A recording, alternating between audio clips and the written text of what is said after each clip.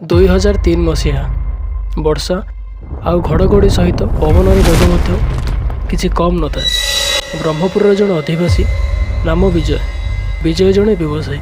ନିଜର ବ୍ୟବସାୟ ପାଇଁ ପ୍ରତିଦିନ ସେ ଗାଁ ଠାରୁ ଦୂରକୁ ଯିବାକୁ ପଡ଼େ। ହେଲେ ସେଦିନ ଯାହା ଘଟିଥିଲା ଆଜି ବି ଯଦି ସେ ଘଟଣା ମନେ ପଡ଼େ ମନରେ ଆସିଯାଏ ଭୟର ଲହରୀ।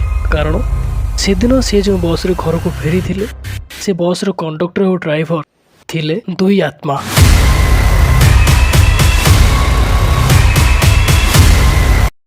ଜୟ ଶ୍ରୀରାମ। ऋषि हरर हाउसକୁ ଆପଣମାନଙ୍କୁ ସ୍ୱାଗତ। ଯଦି ଆପଣ ଏହି ଚ୍ୟାନେଲକୁ ପ୍ରଥମ ଥର ପାଇଁ ଆସିଛନ୍ତି ତେବେ ଚ୍ୟାନେଲକୁ ସବସ୍କ୍ରାଇବ୍ କରି ସେୟାର ଆଉ ଲାଇକ୍ କରିଦିଅନ୍ତୁ, ଯାହାଦ୍ୱାରା ଆମ ଭିଡ଼ିଓର ପ୍ରଥମ ନୋଟିଫିକେସନ୍ ଆପଣ ପାଇପାରିବେ।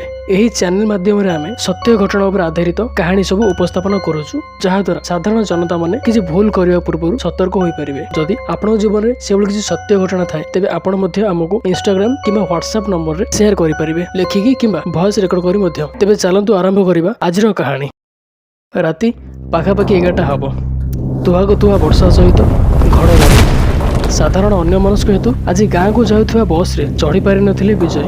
ଲୋକମାନଙ୍କ ପାଖରୁ ବିଜୟ ଶୁଣିଥିଲେ କି ରାତି 11ଟା ପରେ ଗୋଟେ ବସ୍ ତାଙ୍କରି ଗାଁ ପାଖ ଦେଇ ଯାଏ, କିନ୍ତୁ ସେ ବସ୍ର ଯାତ୍ରୀ ହେବା ନିଜ ଜୀବନକୁ ଆତ୍ମା ପାଖରେ ସମର୍ପଣ କରିବା ସହିତ ସମାନ। ତଥାପି ବିଜୟଙ୍କ ପାଖରେ କିଛି ଉପାୟ ନଥାଏ। ସେ ବାଧ୍ୟ ହୋଇ ସେ ବସ୍ଟିକୁ ଅପେକ୍ଷା କଲେ ଆଉ କିଛି ସମୟ ପରେ ସେ ବସ୍ରେ ମଧ୍ୟ ଯାତ୍ରା ଆରମ୍ଭ କଲେ।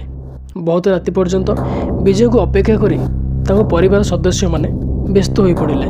ଶେଷରେ ସକାଳ ହେବା କ୍ଷଣି ବାହାରି ପଡ଼ିଲେ ବିଜୟଙ୍କୁ ଖୋଜିବା ପାଇଁ। କିଛି ବାଟ ଯିବା ପରେ ବିଜୟଙ୍କ ପରିବାର ଶୁଣିବାକୁ ପାଇଲେ ପାଖ ଜଙ୍ଗଲରେ ଗୋଟେ ବସ୍ ଦୁର୍ଘଟଣା ଘଟିଛି।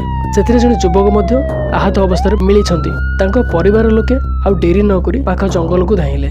ଆହତ ହୋଇଥିବା ଯୁବକ ଜଣକ ବିଜୟ ଥିଲେ ସତ, ହେଲେ ତାଙ୍କ ଶରୀର ଏତେ ମାତ୍ରାରେ ଆଘାତ ହୋଇଥିଲା ତାଙ୍କ ଶରୀର ରକ୍ତରେ ଜୁଡୁ ବୁଡୁଥିଲା।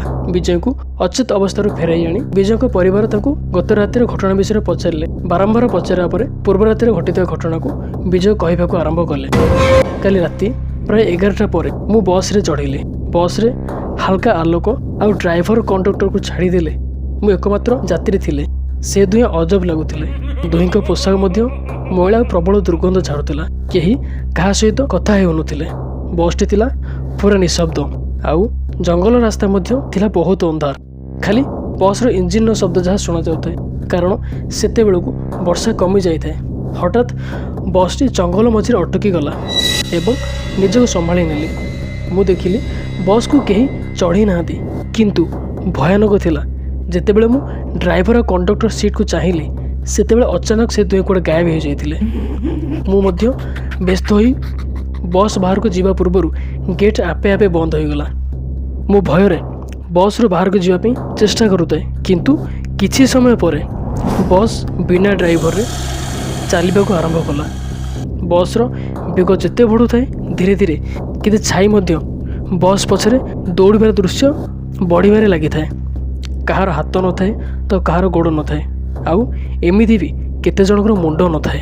ଏମିତି ସବୁ ଦୃଶ୍ୟ ଦେଖି ମୁଁ ଅଚେତ ହୋଇଯାଇଥିଲି, କିନ୍ତୁ ମୁଁ ଅଚେତ ହେବା ପୂର୍ବରୁ କେହି ଜଣ ମୋ କାନ ପାଖରେ ଆସି କହିଥିଲେ, ଏହି ବସ୍ର ସମସ୍ତ ଯାତ୍ରୀଙ୍କୁ ଆମେ ସେମିତି ମାରିବୁ, ଠିକ୍ ଆମେ ଯେମିତି ମରିଥିଲୁ।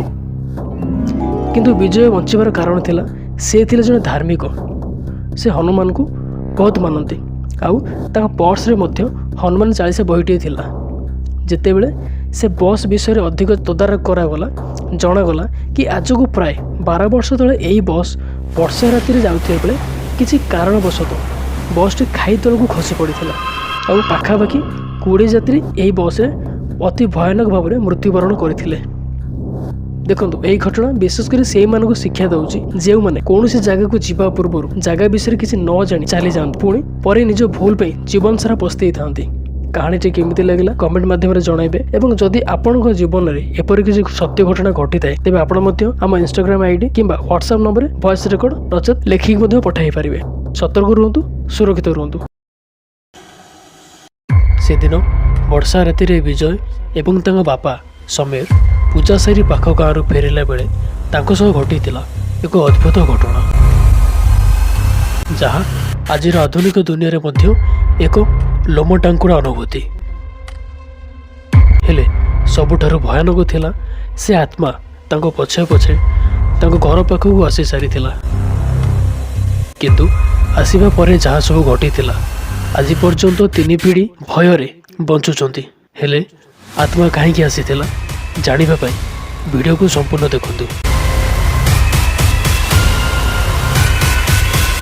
जय श्रीराम ऋषि हॉरर हाउस को आपण मानकु स्वागत। यदि चैनल को प्रथम थर आछंती तेबे वीडियो को लाइक शेयर करी चैनल को सब्सक्राइब कर दियंतु। एही चैनल माध्यम रे हमें एही परि अनेक भयानक घटना तथा दुर्घटना उपस्थापन करूछु जहा द्वारा साधारण जनता सतर्क होई परिबे। जदि आपण भी किछि सत्य घटना लोक मानकु जणाई सतर्क करैबाकू चाहंती तेबे तळे दिया जाय इंस्टाग्राम आईडी किंबा व्हाट्सएप नंबर माध्यम रे लिखिकी किंबा वॉइस रिकॉर्ड करी पठाई परिबे। तेबे चलंतु आरंभ करिबा आजिर कहानी। विजय होउचंदी ब्राह्मण परिवारर। प्रतिदिन पूजा व्रत विवाह शुद्धि इत्यादि काम सारी घर को आसिला बेले केबे केबे बहुत राति हो जाई थाए। सेते बेले पूजा बदल दक्षिण स्वरूप कौन पदार्थ तथा स्वादिष्ट खाद्य प्रदान करा जाए। हेले आज यही खाद्य तांको पई भयर पहाड़ ठिया करिथिला। निज गाँ ठारू किछि दूर रे कौनसी को पूजा करिबा पई विजय एवं तांको बापा दुहे मिसी बाहरी पड़िले। बाटरे गोटे जंगल एवं छोट काठरे तैयारी होइतिबा पोलକୁ से पार करी से गाँव रे पहुँचिले। पूजा काम सारिबा बेलକୁ बहुत राति हो जाइए।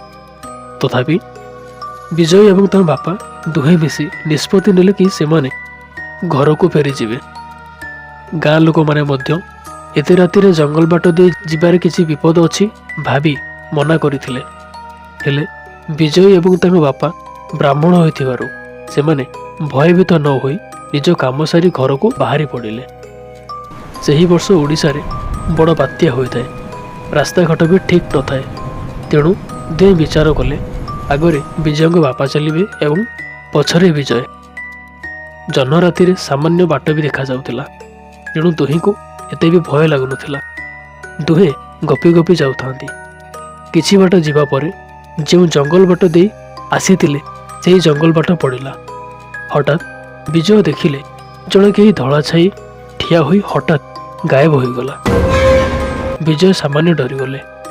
पुणी किछि बाट जिबा परे विजय अनुभव कले जेमिति तांको पछरे केही जणे आसुची। सबुठु भयानक कथा थिला से जाउथिबा बाटरे किछि शव गछ गुड़िकरे लागि थांती। शव गुड़िक गछरे लागिबार कारण थिला सेही वर्ष जो बड़ बात्या होइतिला। बात्यारे मरी जाइथिबा लोकंको शव सत्कार करिया पई कोनसे सुविधा नथिबारु मृत्यु शरीर को जल समाधि आकार रे पानी रे भसाई दिया जाइतिला एवं से भसाई दिया जाइता शव गुड़िक ही से गछरे लागितिला। एथि प्रति दुहिंकर भय नथाय कारण से समय जल समाधि साधारण थिला किंतु असाधारण घटना थिला। सेमानक पछरे केही आसीबा। विजयଙ୍କ बापा मध्य एसबु जानि पारिथिले किंतु विजय को भयभीत न कराइबा पई से किछि न जानिला परि अभिनय कले।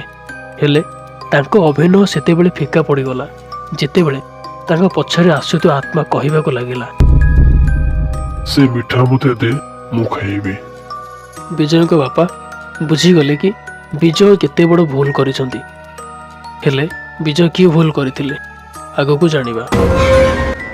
एपरि समय रे विजयଙ୍କ बापा निजको शांत रखी निजे हनुमान चालीसा पढ़िबा सहित विजय को हनुमान चालीसा पढ़िबा पई कहिले। दुहे बापू पुओ हनुमान चालीसा पढ़ी पढ़ी चलवा को लगिले। विजय एवं तांको बापा बहुत कष्ट घर पाखरे पहुंची निजे बाहर रही विजय को घर को जीवा पई कहिले। आउ पुणी कहिले घर कौन से महिला को कह ठाकुर घर केतक जिनिस एवं लोटारे पानी आनिबा पई। से सब जिनिस नहीं विजय को बापा गोटे पत्र रे विजय को हाथ में थिबा मिठा जरी किसी मिठा नहीं से पत्र रे धोइले एवं सेतरे किसी पानी बुलाई देले।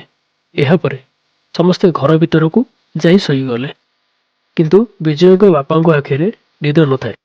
से जानी पारुतले ए आत्मा बहुत भयानक। जदि आज से घर पर्यंत आसीची तेबे से काली कौनसी बाट बाहर करी घर भीतर को भी आसीजिवो। से घर भीतर को आसीबार अर्थ सर्वनाश। तेणु परदिन विजय को तांको बापा बहुत गाली कले कारण विजय को भूल थिला तांको बापा को कथा न मानिबा। प्रकृत रे ଯେତେବେଳେ ଗତ ରାତିରେ ବିଜୟ ଏବଂ ତାଙ୍କ ବାପା ପୂଜାଶ୍ରୀ ଘରକୁ ଫେରୁଥିଲେ ସେତେବେଳେ ଦକ୍ଷିଣ ରୂପରେ ତାଙ୍କୁ ବିଭିନ୍ନ ପ୍ରକାର ମିଠା ମିଳିଥିଲା। ରାତି ସମୟ ଜାଣିପାରି ବିଜୟଙ୍କ ବାପା ବିଜୟଙ୍କୁ କହିଥିଲେ ମିଳିଥିବା ମିଠା ପାତ୍ରରେ ତୁଳସୀ ପତ୍ର ଏବଂ ଚନ୍ଦନ ଲଗାଇବା ପାଇଁ, କାରଣ ମିଠା, ଆମିଷ ଏବଂ ସୁମଧୁର ଗନ୍ଧ ପ୍ରତି ଆତ୍ମାମାନେ ବହୁତ ଆକୃଷ୍ଟ ହୋଇଥାନ୍ତି। ଏପରିକି ମଣିଷର ମୃତ୍ୟୁର କାରଣ ମଧ୍ୟ ହୋଇଥାଏ।